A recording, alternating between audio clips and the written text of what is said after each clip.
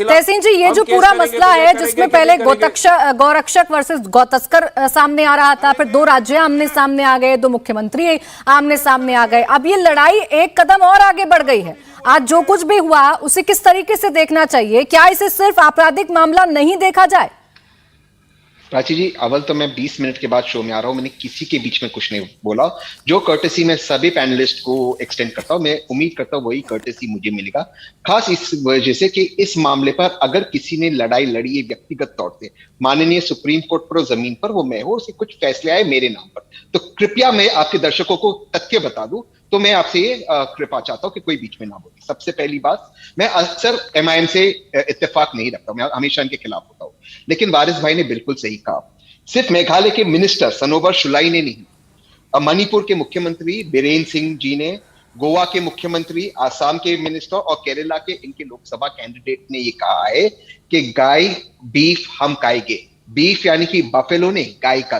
सबसे पहली बात, जब माननीय सुप्रीम कोर्ट में मैं लड़ रहा था, मेरी एक एप्लीकेशन थी, एक एडिशनल एप्लीकेशन थी भारत सरकार से कि एक तो ये फ्रीडम ऐप से सीखकर क्या आप टेराकोटा के गहने बनाते हैं? अगर ऐसा है तो आप अपने टेराकोटा गहनों को 1 करोड़ फ्रीडम ऐप के जो ग्राहक हैं उन्हें बिना किसी खर्चे के आप उसे बेच सकते हैं। गाँव ये जो मॉब वायलेंस इसे बंद करना चाहिए, लेकिन काउ स्लॉटर इस मुल्क में बैन होना चाहिए। इस पर वर्तमान सरकार, मौजूदा हुकूमत के एजी ने, सुरेंद्र जी बहुत ध्यान से सुनिए, कांग्रेस के सभी राज्य से ये कहा गया था आप अपनी अपनी बात रखिए।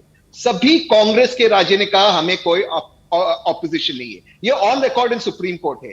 लेकिन वर्तमान सरकार के लॉयर, नरेंद्र मोदी जी के सरकार के लॉयर ने on record written Supreme Court में कहा हम काउ स्लॉटर बैन नहीं करेंगे।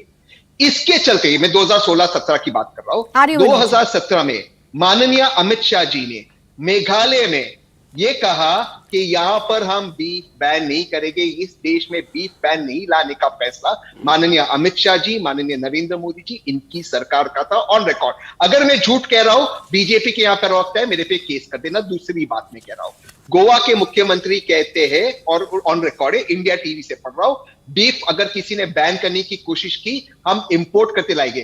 कांग्रेस के राज्य में जब कांग्रेस की सरकार थी, भारत बीफ एक्सपोर्ट करता था, नंबर 4 था। फ्रीडम ऐप से सीखकर क्या आप टेराकोटा के गहने बनाते हैं? अगर ऐसा है तो आप अपने टेराकोटा गहनों को 1 करोड़ फ्रीडम ऐप के जो ग्राहक हैं उन्हें बिना किसी खर्चे के आप उसे बेच सकते हैं। आज नरेंद्र मोदी जी की हुकूमत में नंबर 1 है बीफ एक्सपोर्ट में, और जितने भी बड़े बीफ एक्सपोर्ट की कंपनी है, मैं बफेलो की बात नहीं कर रहा हूं, गाय की बात कर रहा हूं, इनके मालिक कौन है ये आप देख लेना प्राची जी। उस हद तक मैं एमआईएम से बिल्कुल इत्तेफाक रखता हूं जो इस शो पे कह रहे। अब दूसरी बात आती है, जो गाइडलाइंस दिया गया था माननीय सुप्रीम कोर्ट को Tehseen Poonawalla versus union of India mob violence, खास करके इस तरह के मॉब वायलेंस के लिए राजस्थान पुलिस का पूरा अधिकार है एज पर सुप्रीम कोर्ट कि वो हरियाणा में जाकर चौकसी करे और उनको अरेस्ट करे।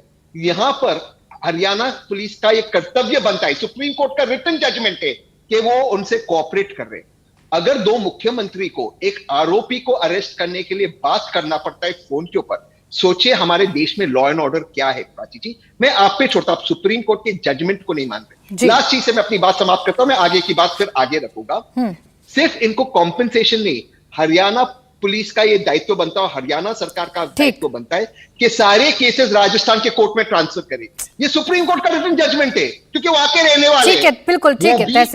इंडिया टीवी हर वक्त हर जगह डाउनलोड करने के लिए सर्च करें India TV news Google play store या ऐप स्टोर पर।